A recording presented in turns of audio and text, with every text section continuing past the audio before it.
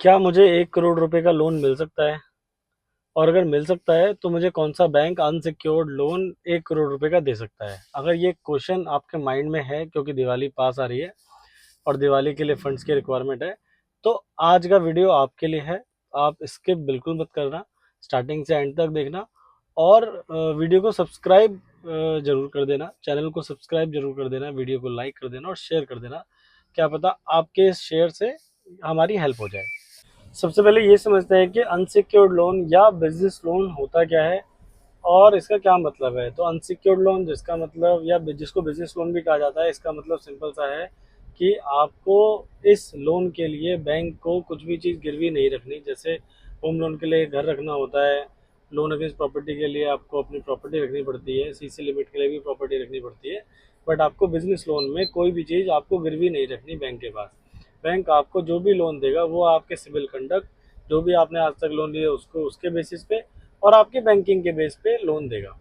आपसे कोई भी चीज़ मॉर्गेज या फिर कोई भी चीज़ गिरवी रखने के लिए नहीं नहीं बोली जाएगी। अब जब हमने ये समझ लिया है कि अनसिक्योर्ड लोन होता क्या है, तो अब ये समझते हैं कि कौन सा बैंक कितने अनसिक्योर्ड फंडिंग करता है, क्योंकि हर बैंक का एक अलग पैरामीटर्स है कि भाई मैं इतना फंड करूंगा, मैं इतना फंड करूंगा। तो मार्केट में अगर हम 1 करोड़ की बात करें, 1 करोड़ कौन कौन से बैंक देते हैं, तो 2 से 3 बैंक है।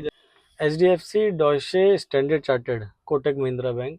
ये 4 बैंकों को छोड़ के ऑलमोस्ट सारे, कोई भी बैंक ऐसा नहीं है कि जो आपको 1 करोड़ रुपए की फंडिंग प्रोवाइड कराता है।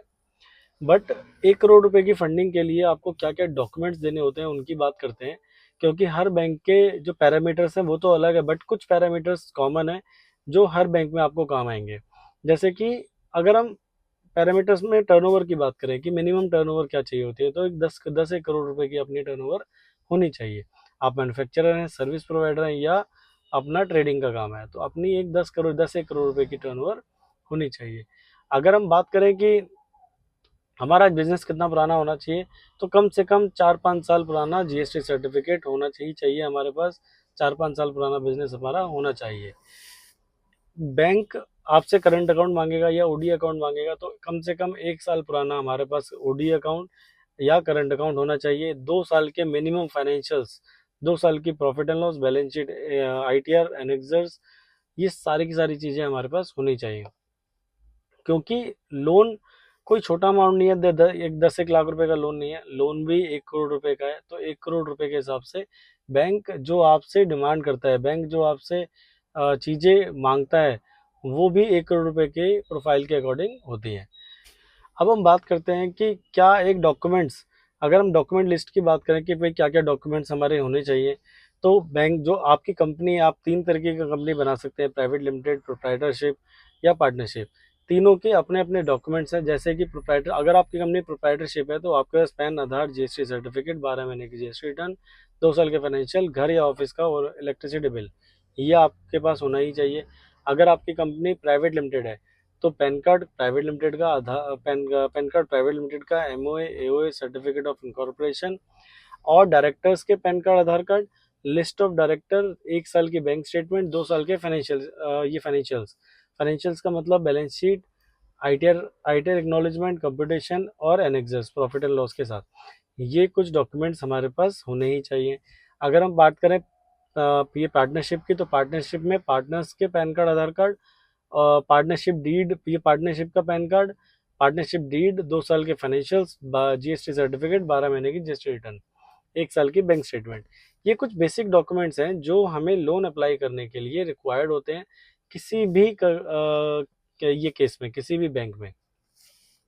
तो इन केस अपनी रिक्वायरमेंट है बिजनेस लोन की और एक अच्छी रिक्वायरमेंट है, 1-1.5 2 करोड़ की रिक्वायरमेंट है, तो आप हमें कांटेक्ट कर सकते हैं।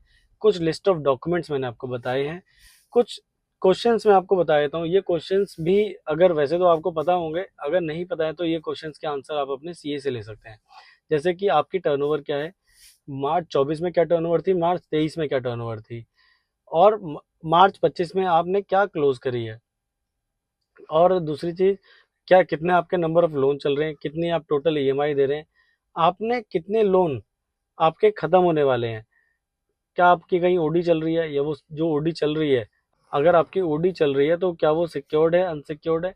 ये कुछ बेसिक क्वेश्चंस हैं जो हमें ओवर द कॉल, जब आप कॉल करेंगे तो आप हमें बताइएगा, हम आपको गाइड कर देंगे कि किस तरीके से आपको क्या करना है, किस तरीके से आपकी लोन एलिजिबिलिटी रहेगी, कितना लोन हम आपको करवा सकते हैं।